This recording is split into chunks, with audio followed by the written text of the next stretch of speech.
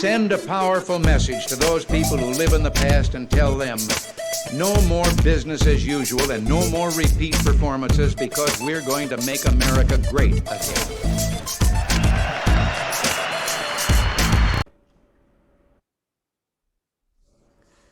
Hey everyone, welcome once again to another episode of Two Noobs Talking. It's episode 40, and since this is a huge milestone for our homegrown podcast, we thought we'd throw in an additional noob, and for just this one time, we're going to call this Three Noobs Talking.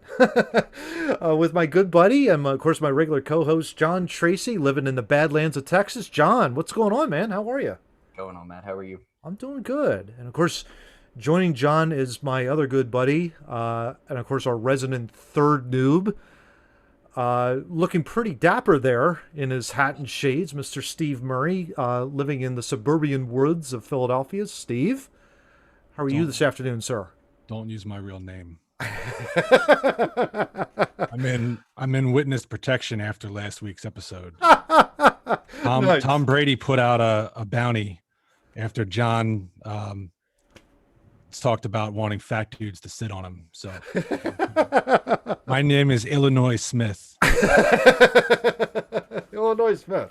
Well, thank you for joining us. Lost cousin of Lovey Smith, apparently. Exactly. I'm, of course, Matt Craig, back here in my palatial bunker condo estate, whatever. Here after a week off, of course. We're happy to have you with us. As always, we have a lot to get to, including, I understand that while I was away, I was given a homework assignment on Dougie Waite and where he actually played in the National Hockey League. The thought process was, oh, wait a minute. I don't think he's played for any other teams with blue jerseys. That can't be right. Well, it's incorrect. He has played for non-blue colored teams before, Carolina and Anaheim, which I think shocked the two of us. Well, actually, the three of us, really, when we found out that he was in Carolina. And Carolina used to be a blue team. Yes. Used to be, yeah. Bring back the Whalers. Exactly. Anaheim's a Mickey Mouse organization. Bring back the Mighty Ducks. Exactly. So, gents, great to have you with us as always. But let's get right into the first topic. Let's talk about this this bike crash that happened. In the Tour de France. I think it was within the first couple of stages, if I'm correct, on this and what I'm showing on screen. Our audio listeners don't have the benefit of this, but it is this woman who is on the side of the road holding up a sign as the bikers are coming barreling down the road, and bam! One biker goes down, two bikers go down, three bikers go down, and everybody falls down. It is an utter disaster. As you can see, everything got all jammed up. Everyone had to get off the road, stop their bikes, going probably about 40 miles an hour. It's not easy to do when you don't have any brakes on. The woman has since she fled the country. She has since been arrested and is awaiting trial on this. Quite an amazing scene in the Tour de France. I wanted to get your thoughts, and I'll start with John. John, what are your thoughts on this, man? That's an utter cluster. Wow, that's amazing. I'm just going to let Steve go with it, because that's the first time I've seen it. So Yeah. I'm still taking that in, of a bunch of people laying on the ground because of a cardboard sign. Isn't that amazing? Yeah. Steve, what are your thoughts? Go ahead. This is a perfect representation of what is wrong with the world today. Mm-hmm. People just not giving a shit about what's going on around them, what's happening. It's all about, I want my 5 seconds on that back of the Jeep camera so that grandma and grandpa will see that I was at the Tour de France, instead of just taking the event in, which the Tour de France actually used to mean something. Now it doesn't. No, absolutely. Yeah, now not even close. Yeah. Can I make a point of exactly what you're talking about? It's the same thing of the golf stuff, where when they tee off the ball, someone goes, "Get in the hole." You're just being an idiot. Yeah. You know what I mean? Like that. I see where your point is with that. Like that just came to mind as soon as you said that. It's the fans are trying to take over the sport for their own, and it's whatever happened to just going to a baseball game, getting a hot dog, getting a beer, and watching it. It really is amazing being over there in Europe. The roads are extremely close, not only within the countryside, but also within the urban areas as well. Having lived in the Netherlands for 7 weeks out of my life, I know this, and they're tight. And, there's no guardrails on that road. It's just basically a one-way street, and you're going down this one stretch of the road here, and everybody knows it's part of the Tour de France layout. Mm-hmm. And for this woman, Steve, I think your point is so well stated. She is hogging the entire thing out of the camera. All of a sudden, your main focus isn't on the bikers. It's on the woman. And that cardboard sign that is like hanging out over the side of the road. Not just the sign. If you look at the video, she is like she's got her foot out on the road. Her arm is holding the sign. Why? Yeah. Why? Yeah. And I mean, these bikes, let's be straight. These are not BMX bikes. These are fiberglass bikes that basically you're going one way. Mm-hmm. You do not have braking ability. At least I don't know that. Glenn would know, obviously. I used to ride racing bikes like that. Not to this level. Mine were steel and they were heavy. But I knew guys that were running these fiberglass bikes that could brake in a heartbeat. Mm-hmm. Well, but they have brakes. So light. Yeah. But I mean, this is what they call the Peloton, not the hoity-toity bikes that you see advertised on TV. But the actual Peloton is the group of riders who are in this big mob. Even if that guy in the lead had braked, the guy behind him is so close going at such a rate of speed. He's not going to brake. It's basically like tailgating, right? If he didn't fall, someone else would have fallen. He did. He fell, and it started a domino. And there's a chain reaction. Yeah, I think they said it was one of the worst crashes ever in the history of the Tour de France. And the woman basically just fled the country, and that finally she's going to get prosecuted. I actually I've re-queued the clip. And again, I'll show it on screen here. And Steve, you're exactly right. I'm going to slow this down as I share my screen here one more time. It is an astonishing crash because you're exactly right. If you look right here, she's got her foot right on the road in the lower left corner of the screen here. And her left arm is sticking out. That has got to be at least, that sign, you're holding it probably about right here. And it's sticking out over. It's unbelievable. She is just completely oblivious. Yeah, the fact that this biker goes, where is he going to go? There is no place for him to go. Yeah. He either veers into the grass and takes out the spectators, or he veers to his left and takes out the guys in the lead of the race. Just for point of reference, if you see these two guys, the two in the yellow, the one that's going to fall, look how close they are together. Oh, yeah. They're almost touching. Very much so. And right there, you could just see, I just slowed it and stopped it for maybe about a second. Yeah. He's got nowhere to go. No, he's in nowhere to go. Yeah, he's in no man's land. Yeah. And you could even see, even along the sides of the road, the people are just standing there. It really is. I really don't know how a major cycling competition like the Tour de France has gotten, I don't want to say gotten away with something like this, but where's the crowd control? Where are the ropes? Well, you see that all the time with if you've got a massive crowd or something like that. But that's also it's not more or less it's organized. It's where's the respect for the sport? Agreed. You're just there for yourself, like Steve was saying. Like it's a respect for the sport. Mm-hmm. You wouldn't run up on Tiger Woods when he's not like he can hit a golf ball at this point. But anybody, Phil Mickelson, you wouldn't run up with a sign and be like, look, check out my YouTube channel. Mm-hmm. While he's in his backswing. Mm-hmm. Why would you do it for a cyclist? It makes no sense.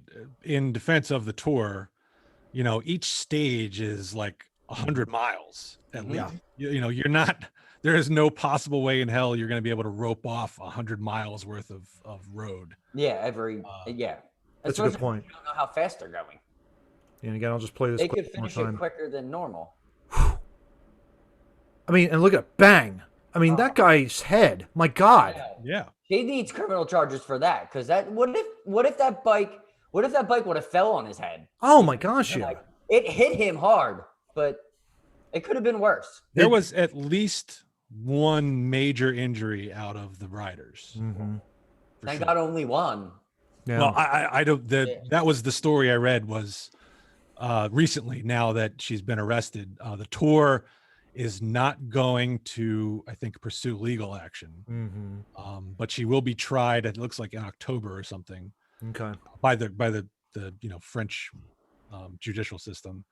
And they said that the guy who was injured seriously and had to pull out of the race may sue her as well. I don't blame him. No.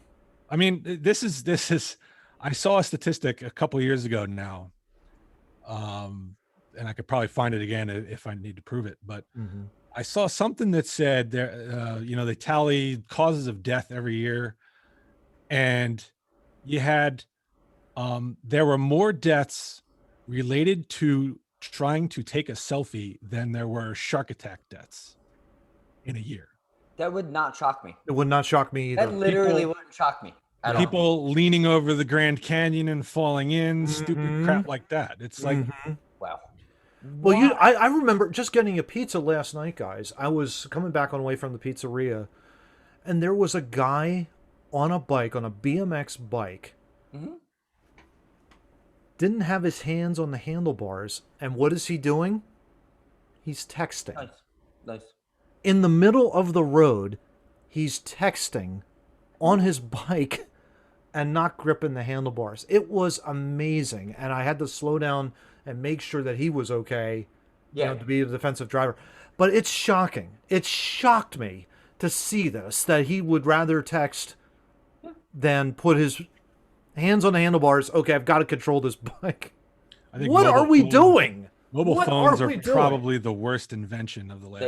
They are absolutely the worst invention. Greatest thing I saw on my trip to Houston, driving into Houston.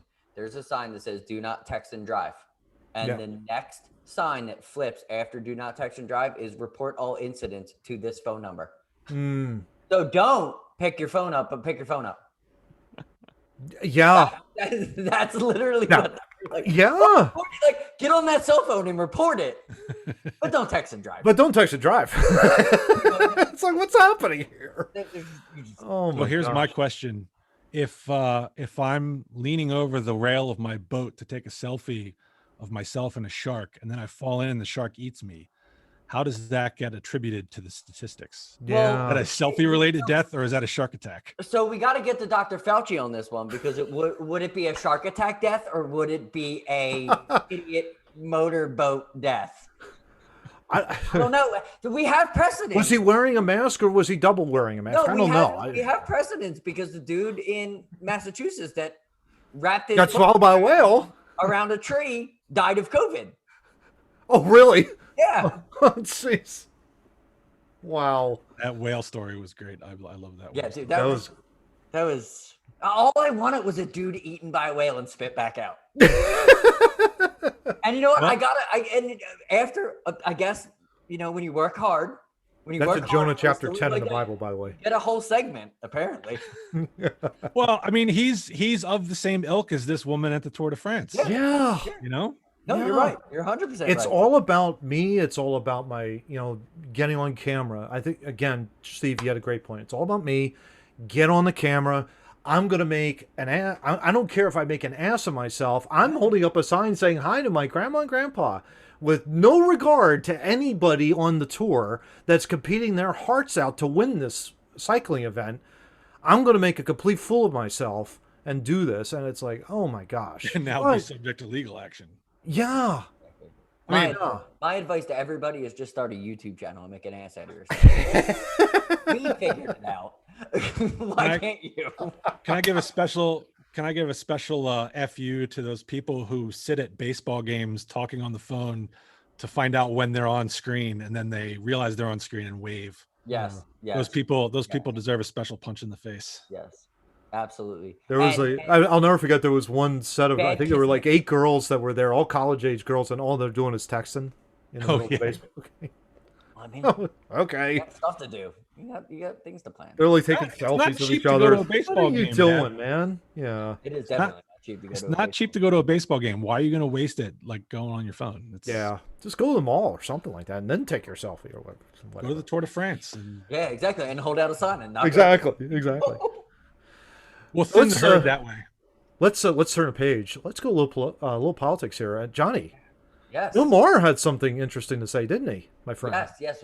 Matt, please cue up this video. This is live reaction for Matt and Steve. I hope you guys haven't seen Illinois. We definitely want. I want your guys' opinion, and I have my own opinion about it. So no doubt. So let's go ahead and just play it. Media aspect of this, because I find this outrageous. Facebook banned any post for 4 months about COVID coming from a lab. Of course, now even the Biden administration is looking into this. Right. Google, a Wall Street Journal reporter asked the head of Google's health division, notice that they don't do autofill searches for coronavirus lab leak the way they do it for any other question. And the guy said, well, we want to make sure the search isn't leading people down pathways that we would find to be not authoritative information. Well, you were wrong, Google and Facebook. Right. We don't know. The reason why we want you is because we're checking on this shit. He said, we want to ensure the first thing users see is information from the CDC, the WHO. That's who I'm checking on. The WHO's been very corrupt about a lot of shit, and the CDC's been wrong about a lot of shit. This is outrageous that I can't look this information up, and now they're doing it with this drug ivermectin. They threw Brett Weinstein off YouTube, or almost. He's one strike away. YouTube should not be telling me what I can see about ivermectin. Ivermectin isn't a registered Republican. It's a drug. Well, I don't know if it works or not, and a lot of other doctors don't either. This dovetails into the monopoly thing, though. If you didn't have such control over, I mean, searches, for example, this wouldn't be as much of an issue, because if you didn't go to Google, you could go somewhere else. And you can go somewhere else. But when you have a market, what is it, 90% Google controls of searches? Yeah, I mean, at that point, this is a function of the monopoly. When it becomes the word for doing it, you have a monopoly. Right. Yes. You know. Yeah, and it's like people if you don't say, I'm going to newspaper. Bing something. No. It's like if you only had one newspaper, right? I mean, and then that newspaper has all sorts of responsibilities if they're the law of the land or the official word. So, yeah, it's a function of the monopoly. All right. Yeah, that was an interesting 2 minutes. Yeah, very much so. I mean, my initial reaction to that, John, is, I mean, of course, you and I have talked about this ever since we launched Two Noobs back in October, and really, I'm not surprised. I mean, to be perfectly honest with you, Google, Facebook have held a monopoly on this for a long time, and it's about time people started pushing back on this. There's no question. I cannot believe I'm agreeing with Bill Maher on his show, but he is 100% right. It is important to gather as much information as you possibly can when it comes to something like a pandemic. You cannot filter searches that go to only one specific organization, because if that organization is corrupt, guess what? Your data is corrupt, and you can't trust it down the road. And that's a problem. That is a massive, massive problem that we have. And it's, again, the flow of ideas. I think what makes, again, I want to say, like, America really special is the fact that people come with different ideas and thoughts and suggestions and concerns and grievances and all that kind of stuff. And it's important that they bring those concerns and questions and thoughts and all that kind of stuff to the public square, so that way they can at least be heard. And when you have a tech monopoly that basically says, nah, we're not going to let you go down this road, that's a huge issue. I'm sorry. It's a humongous problem, I think. That was very well stated. Steve, what are your thoughts on that video? Yeah, I completely agree. I mean, he's right. And I find myself, funnily enough, agreeing more and more with Bill Maher, even though that he's a little left from my politics, but you know, he's right. I mean, when you talk about freedom of speech, only applies to the government. The government can't restrict speech. But so the only times when they can limit speech is like when you're, trying to incite violence or extreme, things like that. And I think when you have monopolies like Google and Facebook and things like that, I think they should treat things the same way. I mean, I have no problem with them shutting down, an ISIS Facebook page that's, death to the infidels and things like that. But or white supremacists who kill black people. Yeah, shut them down. They shouldn't be doing that. But to for them to decide what's correct information and what's incorrect information. No, that can't be happening. That kind of crosses a line because, again, it goes to a administrative state policy where it's like, I'm going to make sure that these amounts of searches are not going to be accessed by the public because I don't agree. That's not their call to make. That is the American people's call to make at the end of the day. And that's where you have open and honest discussion. John, what are your thoughts on this, brother? It's very agenda ridden for me. Mm-hmm. Because of what you guys are absolutely right. What he was talking about that I found very interesting. Well, not the other guy. I don't know. I apologize. I didn't catch his name because I don't watch his show. Like I don't like Bill Maher at all. But wow, it's stunning. Yeah. He's that's literally like Bryce Harper being a right-handed hitter. That's the only analogy I can come up with. It's like, wait a minute, what's going on here? That I put him on normally just to find out where I'm not going. Yeah. Same thing with Bongino. Like I put them both on because they are so left and right. Okay, what do I disagree with today, kinda in the politics? What do I need to read in the middle? Mm-hmm. And for him to like hit dead in the stomach on what I think I've been talking about for a long time. Oh yeah. It blows my mind. It makes me feel like the country's kind of coming together in the positive aspect because we're standing up going, whether you're left or right, going, nope. This isn't working anymore. This isn't good. Yeah. This is not good. It really is amazing, because again, I think all three of us are coming to a definite consensus here that we don't watch Bill Maher because we don't agree with his politics. But it is amazing to see that within the last 6 months, Maher is basically saying, look, you guys you're now to the left of me. And you're so out there that I don't even know who you even are anymore. And I'm referring to the Democrats basically now. Yeah, because that's weird. Because he is, and big tech, and all of these, conglomerations. But it's stunning. I totally agree with you, John. It's like, what is happening that we're agreeing with Bill Maher? It's like, is there a new America? I don't know. I don't know what to make of all this. One more for you. I got one more for you. Instead of Luke Skywalker falling, he just like, yo, I'll join you, bro. I got you. And we'll just rule the galaxy. That's what it's like. It's that upsetting. Yeah. It legitimately, you got to look at it because I don't want to watch Bill Maher, but I got to look at it. He's starting to make sense. Yeah. What's upsetting? What he said or that you agree with him? That I agree with him because I had these ideal politics. I knew where I stood. Now I got to rethink everything. Well, that's what I mean. Like you're right. In the last 6 months, I've seen lots of clips of him where he will attack both sides, which I'm perfectly happy with. Yeah, I love it. I told Matt this on whatever the hell episode we were on, the Brizgalov episode or whatever. Yeah, 31. It's not, to me, it's not, despite what my graph said last week, the spectrum isn't really this. It's a circle. Yeah. Far left and the far right are next to each other at the bottom of that circle because they tend to have a lot of the same traits. Yes. And they really just want to silence anyone who doesn't agree with them. Yeah. Right? And again, I think to your point, Stephen, that's such a great analogy because you think about that. That's only, and I'm convinced of it. I don't know if you guys are. I'll just put it out there. They're probably 10 to 15% of the entire population overall. I would agree with that. Both the far left and the far right. I absolutely would agree with that. Let me. I love that because that's an analogy I've been making for a while. Mm-hmm. Okay. You remember when Michael Irvin broke his neck at the vet? Mm-hmm. And we caught a lot of flack because Oh, they booed They're him. cheering him, and it's ended his career by the way. Well, let me,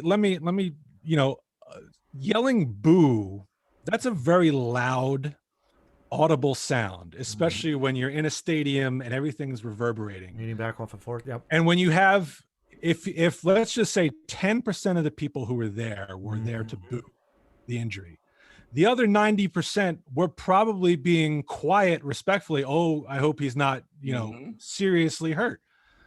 What are you going to hear? You are going to hear the 10% of the idiots who were booing. And that's the exact same thing. It's the people on the far left and the far right are so loud and obnoxious. They're the ones you're going to hear all the time because they can't stop running their mouths and they can't stop doing it at the top of their lungs. Totally agree. People like me, I just want to go with the flow, man. Just let me. That's all I want from the government. Just let me do my thing. Yeah, 1000% agree. I'll one up you on that one, Steve. How about Donovan McNabb at the draft? Same thing. Yeah, 30 people. 30 people for 30 knuckleheads that basically went up there with Angelo Cataldi and booed him. Yeah, what's the population of Philadelphia? It's not 30. 1.5 million. Yeah, exactly. It's not 30 people. But no, that's a great point. Because 30 idiots. Now, I don't like Donovan at all. We'll just throw that out. I think he's an asshole. But personally and professionally, I do not like the dude. But he didn't deserve that. No, he not didn't. on draft day. And the worst part about it was they weren't even booing him. No, they were. It totally got blown out of proportion. They were booing because we wanted Ricky Williams, and if anything, they were booing the Eagles. For making the selection. But because that's what you can hear over. I've been in enough I've been in over 100 Flyers games probably at this point in my life. Oh yeah. I will admit you can hear boos more than you can hear yay. Oh, absolutely. Okay, the boos are going to drown out the clapping and the cheering, regardless. Boos and shoot the puck. Even though you're going to shoot it at feet, that's a totally different issue. Is the intelligence of some people. Exactly. Like the wrestling analogy, to flip backwards to it, because it doesn't in wrestling. It doesn't matter a boo or a cheer. A pop is a pop. Yeah. But it does matter because that's in theatrics. Yeah. But in actual sports, boos and cheers do matter. Yeah. Yeah. Because they're not going to do them at the same time. Yeah. Exactly. Right. Exactly. But you're right, Matt. I think it is 10 to 15% of the country are on the extremes, but that's who has that's who's got the lung power. That's who's got the pulpit right now. That's who you're going to hear. Yeah. That's why I love your guys' show, because you're not there. Well, thank you for that. That's awesome to hear. And the other thing, the other funny thing about that is, I swear the people on the extremes, it also gets amplified because they only listen to people who have the same. That doesn't help. That does not help. You're right. You're right on the money, because it's like, again, you're only shutting down people that you don't want to listen to, and you only want to listen to the people that you do want to listen to. And you're not getting the 30, like John and I pride ourselves on the fact that we look at things at a 30,000 foot view.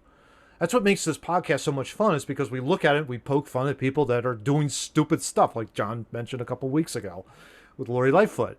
It's not that we make fun because she's a Democrat, it's because she's doing stupid things. She's writing emails that are, she writes 16 words in a sentence over 16 times or whatever the case may be. And it's ridiculous. It's so ridiculous and stupid and childish. Well, that was part of the point of my slides last week. The thing with Donald Trump being viewed as a religious figure. It was great. People on the extreme right, to them, he is like God. Yeah. Okay. He can do no wrong no matter what he does. I'll confess this. I am registered Republican as a voter. I feel like, because I'm not worshiping at the altar of the great Donald Trump, that I'm excluded from the party. You don't know who your party is anymore. And that's that's some bullshit right there. Yeah, totally. Yeah, totally. Yeah, totally. But the people on the far left, they treat Donald Trump as like the worst thing that's ever happened in the history of the world. Yeah. Like Orange man bad. I mean, Orange man's bad. Orange man's bad. Like, he was is bad. but look, you No know, mean tweets. he did stupid things. He did bad things in office. He's a horrendous individual. Mhm. But you know, Did dumb shit. there were guys named Adolf Hitler, Joseph Stalin. Mm-hmm. They are some He doesn't bad fall in people. that Bad category people. at all. Absolutely. But you'll hear the lefties invoked their names next to Trump. Oh yeah. It's amazing. He's just as bad as Mark Cuban and the rest of and Elon Musk and all that. They're bravado men that think they own everything because they got all the money. Like, we don't know what we've never sat down to have fucking tea with them, so we don't know exactly what kind of human beings they are. But what they portray in the media is this hard ass, tougher than you. Elon Musk blows up rockets weekly and still has the balls to get on TV and be like, this shit's gonna work. Yeah. I don't think it's gonna work, but he does. But he does. That's that bravado. That's that weird media mentality with the anti-masculinity. Yeah. I think these guys get overshadowed by that because they present themselves in a way that is not culturally appropriate at the time. Yes. Well, so that's another thing is, you know, the media pushes it this way. So somebody like Trump or Elon Musk feels like they need to push it even farther this Got to way. balance its scale. Yeah. You know, and they overcompensate, and that's what happens. You get You get more compensation over and over again. Exactly. Can I make a valid point before we move on? Go for it. That's how you get a fucktard like Biden in office. Yeah. It's literally 101, getting a dude who is mentally incompetent, stupid, racist, probably anti-American. You know what I mean? Like, Been part of the Washington nothing establishment right. for over 45 years. Yeah, he does hasn't nothing. done He never did anything. anything right in the Senate. Yeah. Because now it's going to swing back, and that's going to be And then it goes to DeSantis, who is also another right-wing lunatic. Not saying it in a bad way. I kind of like DeSantis, but he's a right-wing lunatic. Because he's of the Trumpisms. He had a slip up, no question about it, this last week where he was saying, "Well, I'm going to put on the full armor of God," and I'm like, "Whoa, time out. Let's back up a little bit before we go off the deep end here." I swear to God, like, the people that are running politics are trying to play in an adaptation of Lord of the Rings.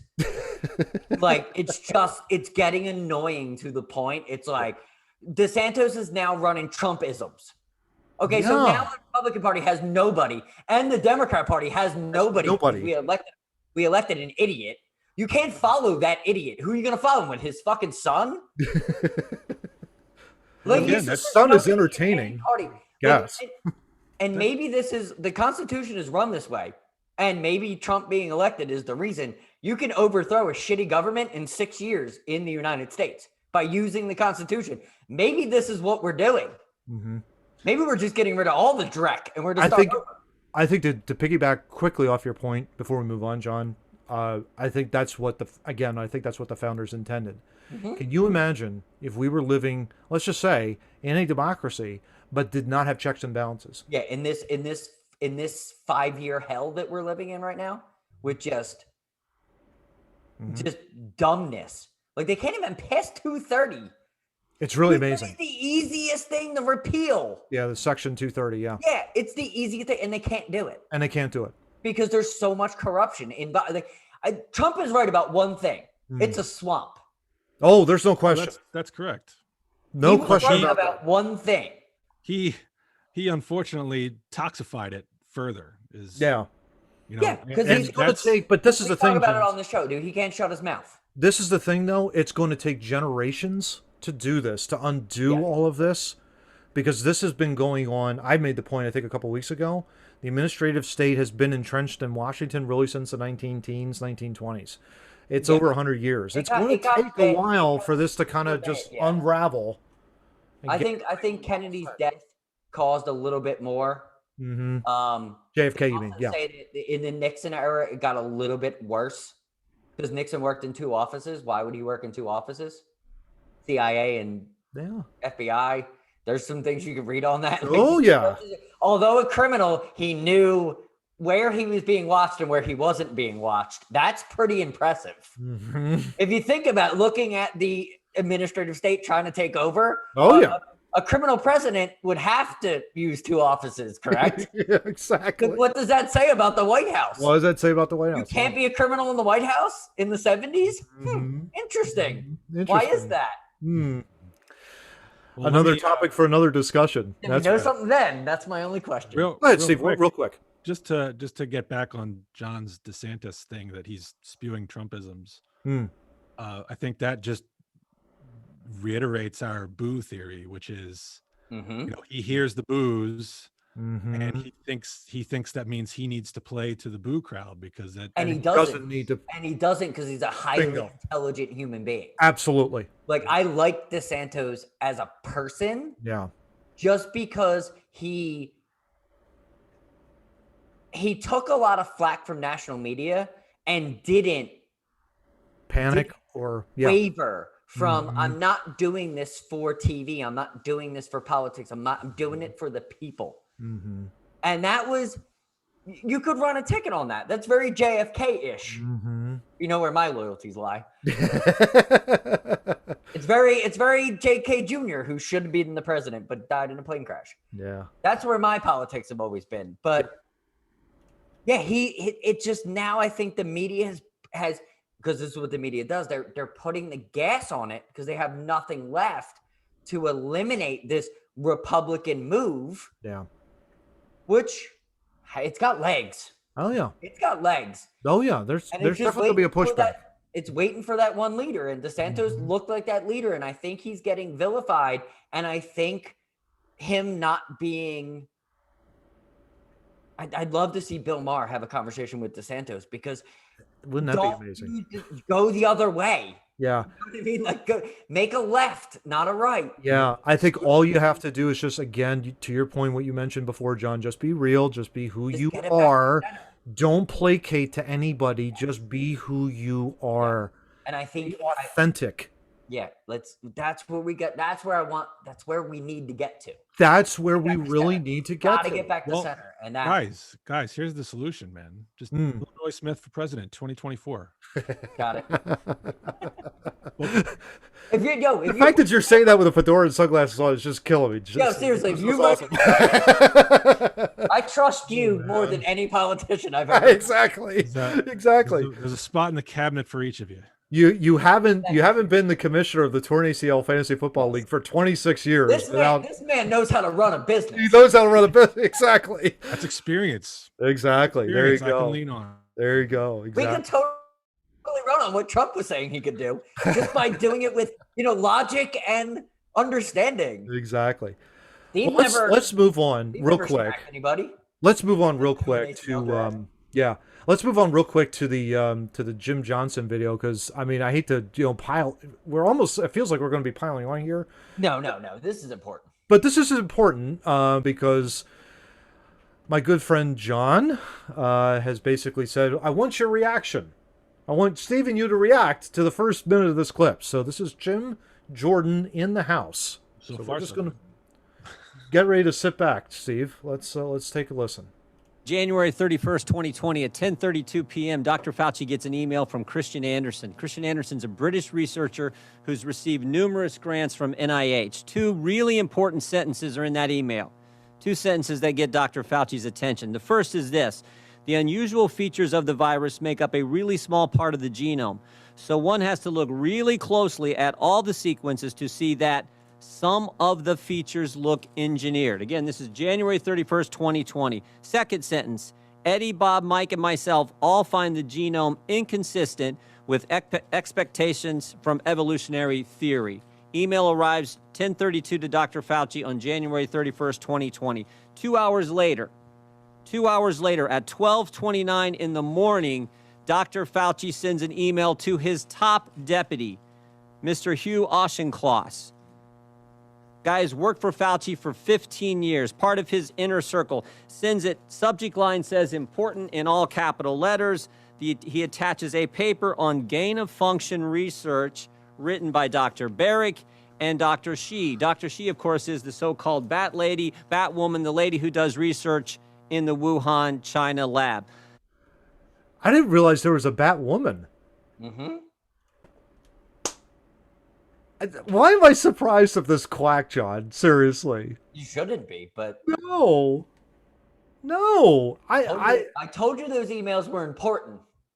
Yeah, Now when they're we went coming over out. them, yes, no question about it. I give credit to Jim Jordan for doing that. I love you gotta love the big billboard, presentation slides that they've got. You got to be able to read it in the I back.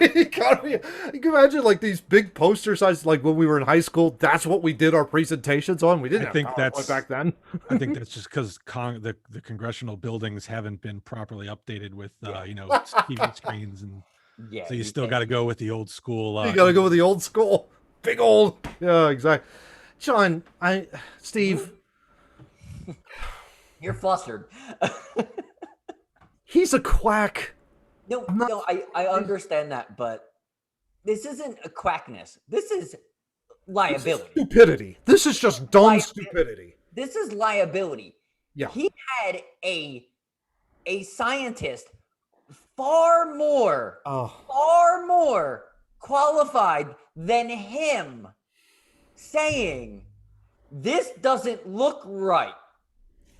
And his initial reaction is to send an email to his top guy talking about gain of function research that the NIH was doing.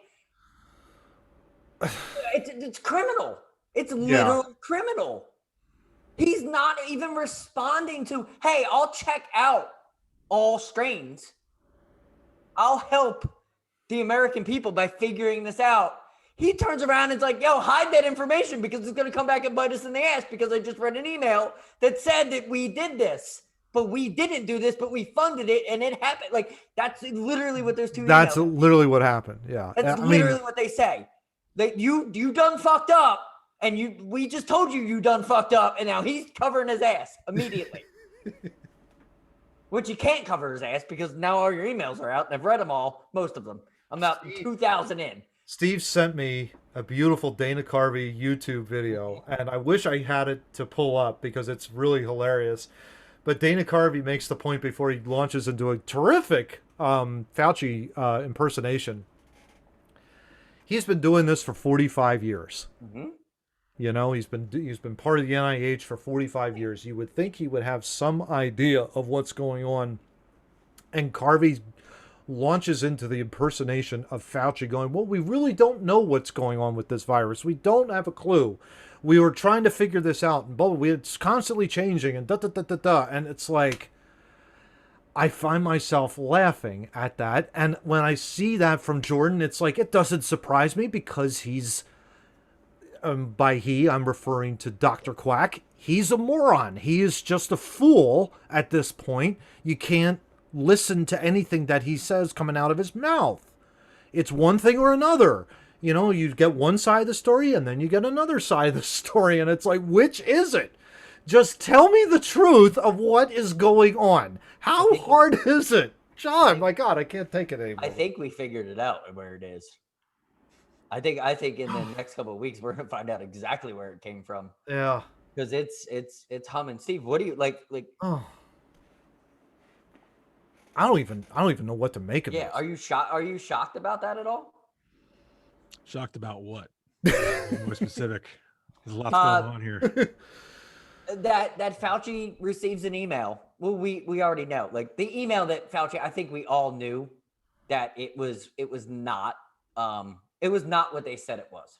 It wasn't from someone didn't need a bat and it just like evolved. Like we knew it was something at some point. Like it doesn't just move that fast. Like not being a scientist, I kind of understood that, okay, this was probably genetically modified at some point.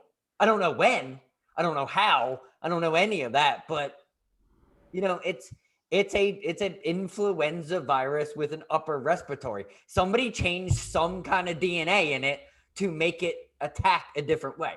I don't think anybody's shocked about that. But just the blatant ridiculousness of people are still on this side, and all the evidence is just popping out consistently of this. This came from a lab from China. That's why the moron president was saying China all the time. This came from a lab from China. It's only 6 words. Nobody's saying it. But what's happening is they're proving it every day. Yeah. I think a lot of that is just driven by, I mean, this is you saw this in the NBA before COVID happened, right? You know,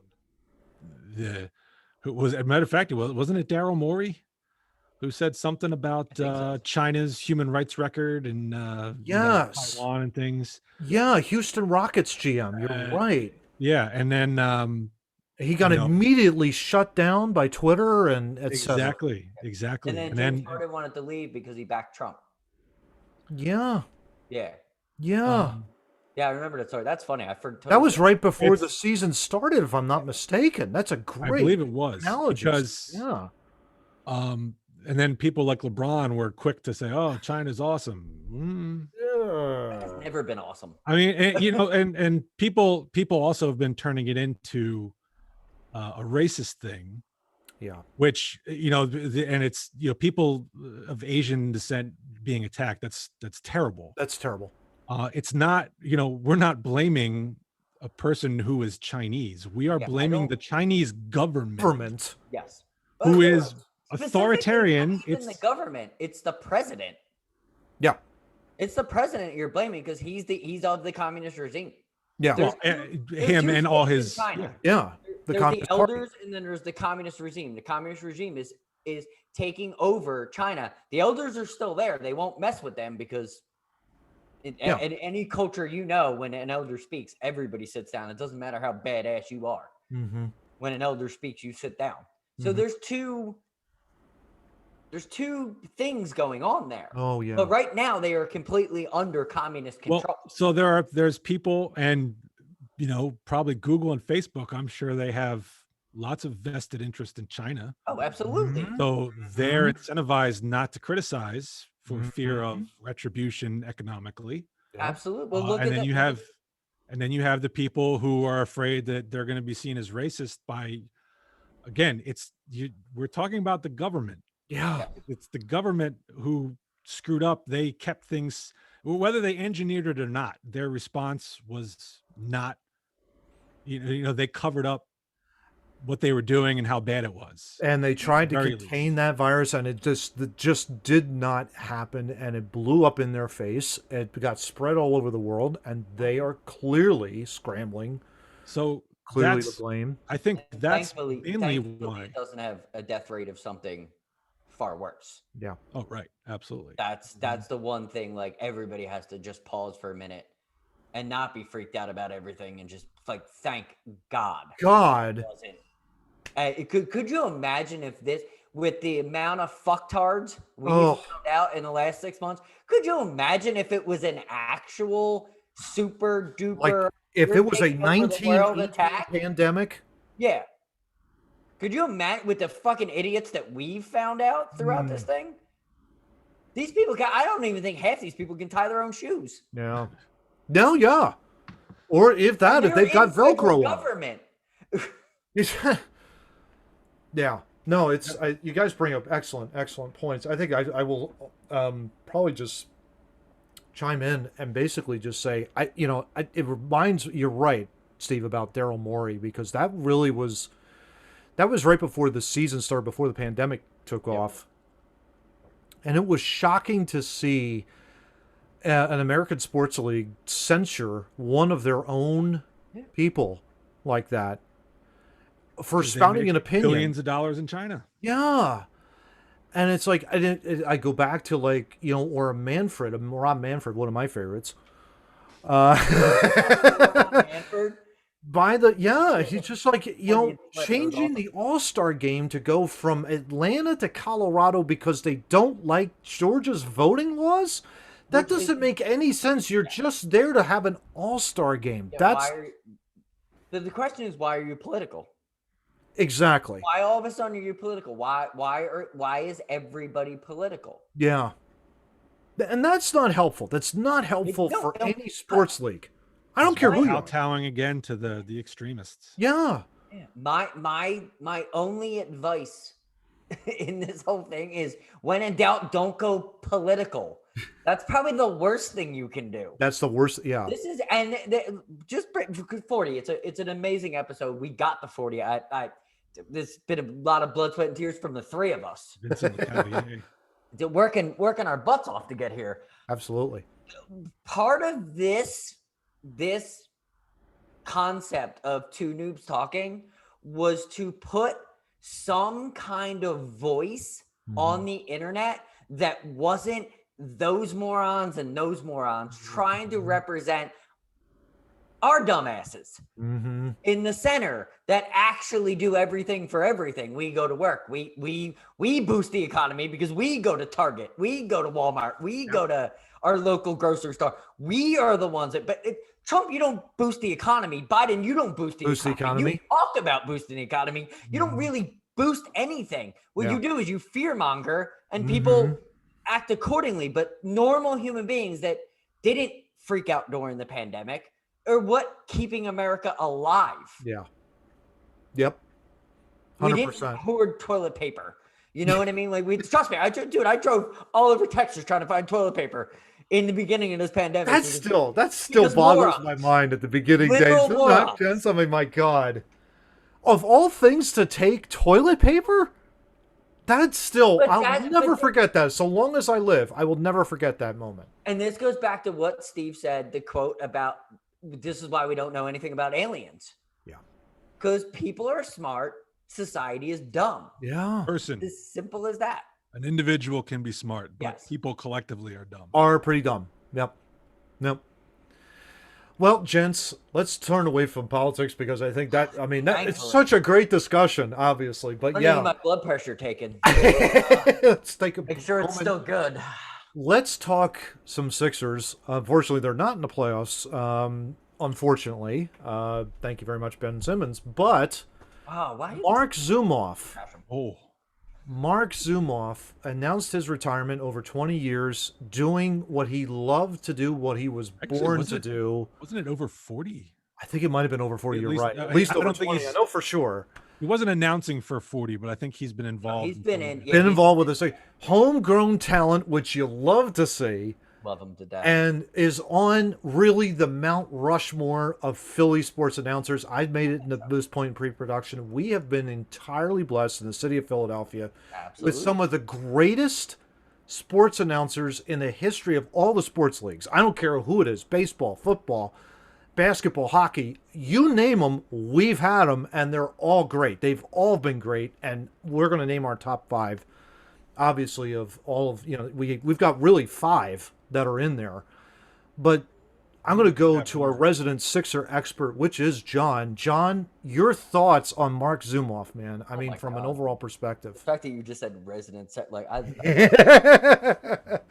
know so many people with better basketball knowledge than I. Yeah, Mikey Bowles is one, but Zumoff, you know what I'll never forget about Zumoff, and I will tell my grandkids this. And I was thinking about this because I get a little emotional when people retire that are so great at what they do. Like when Mel Reese, I'm gonna cry when Mel Reese goes away. Yeah. When Harry died, I cried.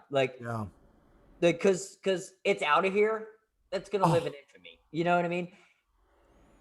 The N1 call that Zumoff had was my favorite of all basketball announcers ever. Yeah. Just when the dude went to the hoop, got fouled, right? And basket goes in, and he's able to call that, the N1. That's one of my favorite. That's my favorite thing he ever did. And and for 3 is also awesome. He called JoJo really well. He called Iverson amazing. He called Iverson amazing. I would totally agree with that. Steve, what are your thoughts on Mr. Zumoff retiring? Oh, Zumoff just needs one word, man. Yes. Yeah. To hear him yell that Oh, on, one of the big ones was when Iverson made a steal at the end of like a game against the Wizards and put a layup in to win it. That kind of excitement Oh yeah. yeah. Oh yeah. out of Zumoff. Zumoff was really into it, had a lot of energy, loved it. He Loved made it. Aaron McKee. Oh, like $1,000,000. Yeah, he made him look interesting. Aaron McKee was the top 3-pointer that year, but to Yeah. Steve's point, I wasn't even thinking about that. That's hilarious. He made Aaron McKee's 3-point year, the 1 year where he like led the league in 3 points in Was that in the Oklahoma. 2001 year? He Yeah. made that fun. Yeah. Yeah. I think the one thing I loved his 3 call. I couldn't agree with you, John, more on that. I think what made it great for him was the pause. Yeah. That's for 3. Yes, and that kind of like he has to allow for that ball to go and take its trajectory towards the basket, and when it goes through, then the exclamation yes. I think that's the greatest part of what I'll miss about Zumoff for sure. I don't know who's going to replace him. Oh, But you know what they would like. My point in pre-production was whoever they replace him with is going to be. They're going to replace him with the same kind of person. And if you look at all of them as people, they're all the same, hardworking. yeah. They hone their craft. Whether it's Jim Jackson, whether it's Gene Hart, whether it's Merrill Reese, whether it's Harry. Yep, They Harry. put the work in. They don't ever. Nobody that we've ever grown up in Philly sports has ever gave us a half-ass effort. And if they did, they weren't there that long. Exactly. Well, some color commentators maybe. Yeah. We got some. We're going to get to that later, but gents, I'm going to just ask you this. agree. Yeah, I'm going to give you this real quick. Obviously, we have 5. We've got Harry, of course, with the Phillies. You've got Merrill with the Eagles. Zumoff with the Sixers. I'm going to throw in Jim Jackson and Gene Hart as a tie for 4th for the Flyers. Yeah. Because I think they're equally great. We probably know great. more of Jim Jackson than we do Gene Hart. I'm probably being a little bit the longer Flyer fan, I guess, of the 3 of us. I don't really know, John. You grew up with Gene Hart, right? Listening to him on the radio? Gene Hart. Perfect. I'm so old. Gene Hart was on TV. Yeah. Yeah. Like that was For a couple of years. That's right. That long ago. Wow. But yeah, so let's talk about, like, if we were to rank them 1 to 4, our Mount Rushmore of the greatest to the least great. I mean, it's hard because they're all great. I know, but the Mount Rushmore is a good idea. But if you were to rank them from from the least important to the most, or however you want to do it, most to least important. Steve, I'm going to start with you. How would you rank these guys? Because again, not any one of the orders is going to be great because like they're all great. You can't go wrong with any one of these. So, what would be like your order if you had to rank them 1 to 4? Before I give my order, I want to preface this with I did not. Gene Hart was basically before my time. I didn't get very much time to be able to listen to him.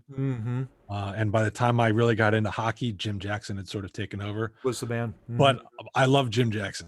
Jim Jackson, to me, growing up listening to him, he is the voice of my Flyers. There you go. And he and Zumoff are sort of the same thing. Like Jackson will give you that energy and you can feel the excitement when the Flyers score a big goal. He's right there with me, kind of really getting into it. Yeah. And he will, when the Flyers are like right now, when they're not doing things right, you can sense this season, probably more than anyone I can remember in the past, he's been very vocal about them not being able to get things right. The angst and the frustration you could definitely feel. Philly sports will not lie to us. Yeah, exactly. Like the play-by-play guys. So go ahead. Go ahead, and the complaints I hear sometimes are he's kind of a homer. to be a local broadcaster, I think you have to be a bit of a homer. But when there's a penalty against the Flyer that's legit, he recognizes it. If there's, I don't find him to be one of those guys who, the Flyers can do no wrong. He's not one of those type of guys. And there's guys like in Boston, Edwards, Jack Edwards. Oh my gosh. Oh man. He's think Mount Mushmore here. That's what we're talking about. he's the poster child, I think, to me of homers. But yeah, exactly. We could do an entire episode about that. Yeah. So if you want me to rank them 1 to 4, I just wanted to preface that because Gene Hart's not on my list. That's fine. I think I'd have to go Harry 1. Just because he's Harry. He was the thing I loved about Harry. He didn't have to talk. Guys nowadays they feel like they have to fill every empty second of airtime with talking something. Harry would just let it go. You wouldn't hear anything from one pitch to the next pitch. It was great. Like, all right, here's the 1-0. Swing and a miss. All right. And then silence. And you could just hear you could hear the ballpark. Yeah. That was the point. And you could hear him, like you were talking, you could hear all that background when he was younger, the scratching of the paper, the lighting of the cigar, the drinking of the drink. They were making he made baseball a pageantry. Yeah. Yes. He did. So to me, he's number 1. Yep. Merrill would be number 2. I think he's fantastic. And I would rather listen to him than any national football announcer. Yep. Agreed. Yep. And it's good is going to live on. Yeah. It's good. His calls for the Super Bowl plays. Yeah. One of my favorites of all time was the 95 game against the Cowboys when they stopped Emmitt Smith twice on fourth down in their own territory. Yeah. What made that so great is that he was able to get the word again in there. Yeah. In the speed. Because the first stop, if you listen to both calls, right? So give it to Smith, they stop him, right? He's able to get in the same. This is what makes Murray so great. The same rhetoric, he gets an extra word in. And that's what I think makes that call so great. And the emotion behind that was the best. Absolutely. Yeah.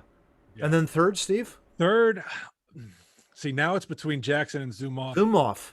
I'm gonna give it to Jackson just because I'm a Flyer guy. And I could easily put. And you could flip him. And there's nothing wrong with being 4th on this list. Absolutely. No, it's more of a Mount. Let's not make it a list. It's more of a Mount Rushmore. Yeah. That's how I want to kind of look at it. More so as a Mount Rushmore than a list. Yeah. It doesn't make but nobody's lesser than anybody. Oh my gosh, no. Like if anybody would come in here right now and just be like, Zumoff's won. Nobody really has an argument. Nobody's going to argue that. Exactly. Oh, you like the Sixers? Okay, cool. That's your argument. And like, let me just great Sixers announcer. Yeah, let exactly. me just before we forget, give some shout outs to our radio guys. Yeah. Oh, absolutely. Who I think do a fantastic. Scott Fransky is on the radio now, and Tom McGinnis for the Sixers. Absolutely, it's great. And Tim Saunders for the Flyers. I love Tim. Absolutely. See, and I would totally love to do. Maybe in future we'll do it, like the Mount Rushmore of the radio. Yeah. Video guys. Yeah. Exactly. I think that's a great point, John, because you're right. I mean, it's literally like, because I could give you a little bit of a different list. I would go Harry, and then you've probably got, for me, it would probably be Gene Hart. Then you got Merrill and Zoom. But again, it's not to diminish any one of these guys. Zumoff was fantastic. You could throw on a Sixers game, and you're highly entertained. I don't care what you're doing. You're stopping what you're doing.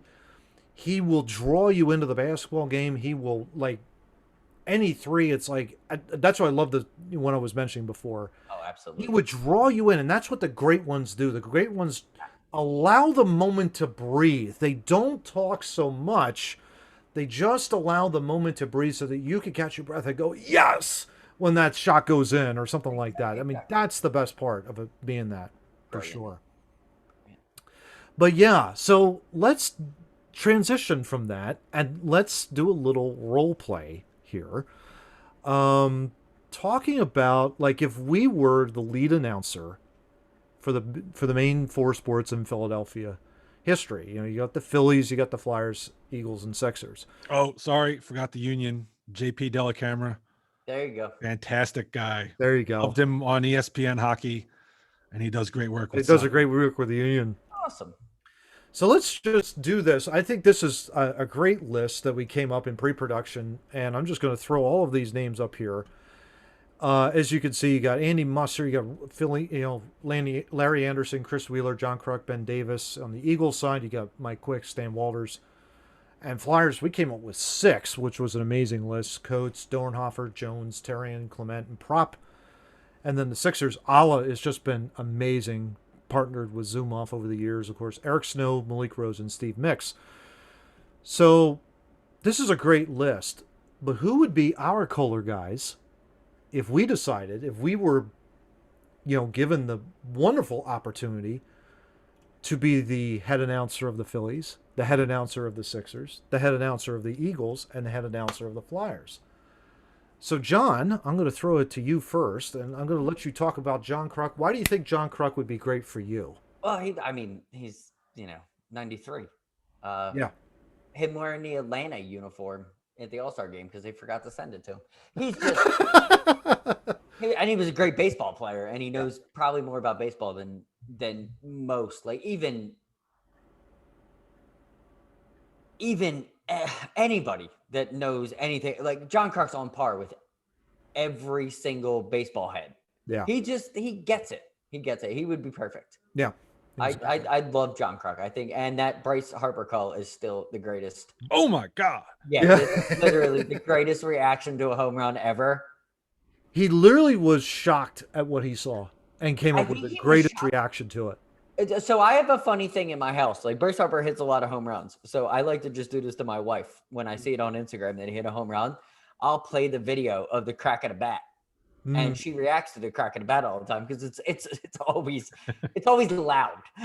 And I think that was I think this is his best home run ever. And I think Kruk just coming out of his seat with that just shows me that he understands that moment, and he would give, and he gave McCarthy the perfect call for that. No doubt. By freaking out.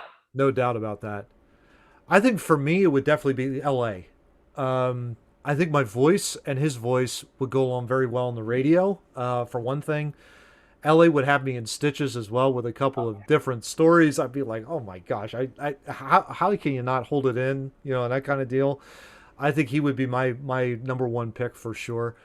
Mr. Murray had an interesting selection as well. He also went with John Kruk. Steve, do you want to care to elaborate on that real quick? Well, I mean, Kruk's sense of humor is just like mine. It's kind of just dry, and he's a fan like the rest of us. When the team sucks, he's like, yeah, let's get this over with, guys. He's honest in his opinions of the team. Yep. And I think he's a fun guy. He'd be a fun guy to be around. Yeah. Like John, his oh my God call on the Bryce Harper homer was fantastic. He had another one where it was another Harper home run. I think he was like, ow. That might have been the one where they were broadcasting like from the top of the dugout or somewhere back there one game. I love it when they do that, when they broadcast the different areas of the stadium. That's always neat. Yeah, that's fun. But I also like Larry Anderson. I think Larry Anderson does. Yeah, Larry Anderson is just top notch. But John Kruk, I to be able to spend time with John Kruk in the broadcast booth, I think would be just fantastic. That would be great. If we're the Sixers, Steve Mix, John. Yeah. Let's talk a little Steve Mix. Well, I grew up with him. Yeah. He just, I all night, literally all night. Yeah. I was back and forth when we were texting about like who was going to be and the only thing that Steve Mix brings is longevity. Yeah. Great basketball knowledge as well. Like it goes back to the CYA days. He did Sunny Hill stuff. Like he brought up Philly basketball, like Kobe playing, Kobe driving from Lower Merion to play pickup ball in North Philly. Like he knew basketball in and out, just not the NBA. He knew basketball all the way and would tell stories that made you want to listen. Yeah. No doubt. And that's what a color commentator is supposed to do. He's supposed to put the color on the on the broadcast, and he No doubt. did that because he's the one that told that Kobe story. Mm-hmm. And he used to hang out with Kobe when Kobe was like 16, because Kobe would drive down to play pickup ball against the best of the best pickup ball players in North Philly because he wanted to get his game better. Beautiful. Like, yeah. him telling that story because he was there. He was there with Sonny Hill. You know what I mean? They were organizing these things. They were the fabric of basketball in Philadelphia, which is far better than most places. Oh, no doubt about that. Yeah, no doubt about that. I think for me, it would be Allah. I just love it with him and Zumov. And Allah just brought, I think, so much, just added that additional color to Zumov's call. Yeah. And, all the different plays and all that kind of stuff. And especially when there would be fouls that would be called. And it's like, are you kidding me with these fouls?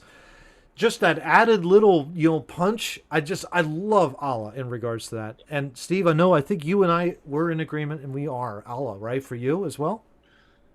Yeah, as much as I would have loved to go on with Eric Snow, because it would be entertaining to watch him fall asleep halfway through a game, as he did previously as a color commentator. Allah's great. He teaches me a lot. Of the four sports, basketball is the one I have the least amount of knowledge about, and I learn a lot from listening to Allah. Yeah, and he's fantastic. He understands how a shooter stops and decides to take a shot, and to us who don't do that ever, Allah's a kind of guy that can explain that. Yeah, exactly. To be like, oh, well, that makes sense why Seth Curry stopped there and took the shot, because Allah's right there to explain it. That's why it was like, it totally, like, you were flipping. Yeah, you weren't quite sure. But for me, it was interesting. Allah played on the '92 Portland Trailblazers back in the day, and against Jordan in the finals. I mean, he was a bench player. Yeah, great defender. Yeah, but that going up against Jordan in the finals, it's just unbelievable. One thing about the Eagles was we only came up with two in our lifetime, was Mike Quick and Stan Walters, and all three of us went Stan Walters. I'd like to get, Steve, your thoughts on why you went Stan over Quick. This was just another one of those tough decisions. I came up listening to Stan on the radio. Yep. Mike Quick is great, but Stan just sounded like one of those dudes who like worked down at the docks. He just sounded like one of us. Yep. And he's the one I remember, the Slacks Hoagie Shack whack of the game. So I just felt I had to go with that. That's great. That's great. I would agree. I don't think we need to like spend much time on that. Like, Stan Waters played for him, then color commentator. Merrill didn't have to work as hard as he does with Quick, and that's my only reason I picked Waters, because Merrill doesn't have to work as hard. Yeah. With Stan Walters, he could let him, and he's like the Madden of Philly, is what I was saying in pre-production. In pre-production, yep. He's the boom whap guy that teaches you something about football. Yeah. I think he was an offensive lineman, if I'm not mistaken. Yeah. So yeah, exactly. Yeah. And I think he was a tackle. So finally, it's the Flyers, and of course, John went with Gary Dornhofer as the color guy. John, thoughts on that, real quick? I'll tell a quick story, and then I'll explain why. So I met Gary Dornhofer once, and he had the two rings that he won with them. And he had one as a pinky ring, and he had one as his ring finger. And he took them both off and let me put them on his fingers. Oh. This man's hands, and I have big ass hands, right? I'm it's a decent sized ring. Like I'm built like an orangutan. This man's hands were 3 times the size of mine, and he's like 6'2". He was like just an assuming figure. Yeah. A great man too. Just a great human being. He would give anything to anybody in Philly. Like, I think he grew up here basically with the Flyers. But when we were talking about color commentary, he understood, because he was a defenseman, he understood guys like Chris Therien. He understood guys like Yanni Nienema. He understood guys like Desjardins. Exactly. Like he could bring such an understanding to the defensive hockey during the time of like the resurgence of Flyers hockey and the left wing lock. Like he understood the left wing lock. He knew how to beat it. He understood why they used it. He could explain hockey in a way that maybe not for the novice person, but for like the hockey player, he broke it down. Yeah. And you're like, oh, well, I totally understand why that player is doing this. And same thing with Ala with the jump shot. Why did he take a jump shot there? Yeah. Don't have I'm glad you hockey with that of why the defenseman would make a move that way. Yeah. Yeah. I'm glad you followed up with that explanation, because the way you started out, it sounded like you were picking your color guys based on the size of their hands. No, I was blown away, like just how big he is. Yeah. Yeah. Like that's just great. Like he was huge for playing back in those days. You were maybe 6 foot. He had to be 6'2", 6'3". That's amazing. Just a Montreal just juggernaut of a man. Just a beast. Imagine playing against that dude. He probably beat the hell out of you at 70. Yeah. Yeah, exactly. For me, it was the boards. Yep. For me, it was. I mean, Keith Jones. I mean, my God. I mean, You can't go wrong there. can't go wrong there for one thing. Again, I think about it like being paired with LA. I would be in stitches with this guy, with Keith Jones, with all kinds of funny stories and all that kind of stuff. I try to hold it in. I don't know how JJ does it, but it's really, they're a great pairing, Jackson and Jones, and it's like you can't go wrong. I mean, he's been there. He's won a cup with the Colorado, of course, but he also came here when we were really good as well, back in the mid to late 90s and all that kind of stuff, and into the 2000s. So no question, Keith Jones would be my selection. Steve went with, and I can't go wrong with this, I mean, Bill Clement. My God. Steve, go ahead, take it, man. I love Keith Jones. I did, everything you just said is absolutely correct. I love the job Chris Terrian did when he was working the games. And I love Gary Dornhofer, and the other guys we had on the list were also great too. But Bill Clement to me is like a warm blanket. Yeah. You hear that voice, and it's you learn, you feel comfort that things are going to turn around and go your way. And there's a story I want to get into. I just this past week I was watching a video, not a video. It was actually an interview by Jason Martinez was interviewing Eric Lindros. It was, if you should check it out, because Lindros had some really great things to say. But they played a clip of when Lindros first went back to Quebec with the Flyers after the whole deal where he had told him that he didn't want him to draft him, and he scored a goal, and Clement was the color guy on the call. And he said something along the lines of, well, that's showed them where they can shove it up their pacifiers. Yeah, that's what it was. That's one way to shove it up their pacifiers. Something like that. I was like, oh, that's fantastic. That's a great call. Bill Clement was awesome, whether he was doing Flyers games or doing national, back with ESPN or NBC.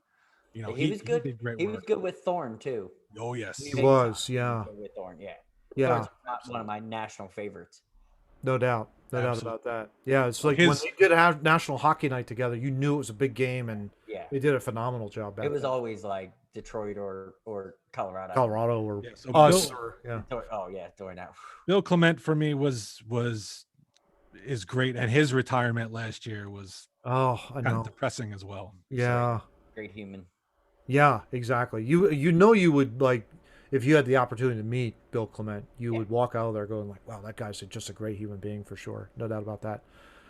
Well, gents, it's day before Independence Day. And of course, wanted to wish both of you a very happy July 4th with your family and all. Of course, I wanted to kind of just show this quick little photo of my father down at the Tomb of the Unknown Soldier in Arlington. He was able to place a wreath there at a ceremony. The gentleman in brown is a 96-year-old World War II veteran. I keep thinking, my God, 96. Yeah. Crazy. And he's sharp as a tack. Look at all those medals. 91-year-old here on the right-hand side of the screen, Korean War veteran. So, and again, both sharp. Just amazing that they're both in their early to mid 90s, still living. in this great country. And of course, Dad's there. Second time he was down there to lay the wreath at the tomb of the unknown soldier. Kind of gives a little bit of perspective. You know, we've always had like these ridiculous people that, you know, get all the press and attention of throwing a hammer, you know, or a shot put and getting third place, and she turns her back against the national anthem, and oh my God, oh, she's making a big stand. I think these three gentlemen right here super exceed this woman that came in third place throwing a shot put hammer. I don't know about you guys. I agree. But this is these the guys are reality. true heroes. I don't know about that, but yeah. This is the reality of the world. It's great that your dad was down there, and that's just awesome. Yeah. That's awesome. These guys went to war for a country that allows somebody like that to make Yep. a, you know, political statement like that. And for, you know, And I'm all for political statements like that because of gentlemen like that. Yeah. You know, like that's what that's the even flow, the ebb and flow of everything. Yeah. Like it really is, because, you know, I just rather put more focus on the media to them. Yeah. Than the idiots that are trying to make a statement. They're trying to make a statement. Yeah. Agreed. Yeah. So, gents, that wraps up episode 40 of Two Noobs Talking. My God, this has been great. Steve, again, thank you so much for joining John and me on this very special episode of Two Noobs. Thanks I guess for it's having Three me. Noobs Talking. We will see more of Steve. Trust me. We will be seeing more of Steve, of course, in the very near future, including a very special interview. We're working on it. For that, we're going to work on that, but stay tuned for that. But let's dive into the shameless plugs, and I think John, you've got the floor, man. I think, right? For Yeah, that? I'm gonna do socials as we were talking about. So we are on Facebook, not really. We're not even on Twitter. TikTok, Clapper, and Instagram is mostly Instagram Reels is where you can find our short videos that'll lead us back to Our main YouTube channel, of course, and our YouTube channel just, you know, has over, it's now going to be over close to 40 videos. All of our episodes are on there. We encourage you to, of course, like and share our videos, and definitely subscribe to our channel as well. Please. And on the audio side, I believe Mr. Murray has that. On the audio side, you can see us on Apple Podcasts. You got Google Podcasts, Google Chrome, iHeartRadio. I say Spotify. You say sucks. Podbean. Go for it.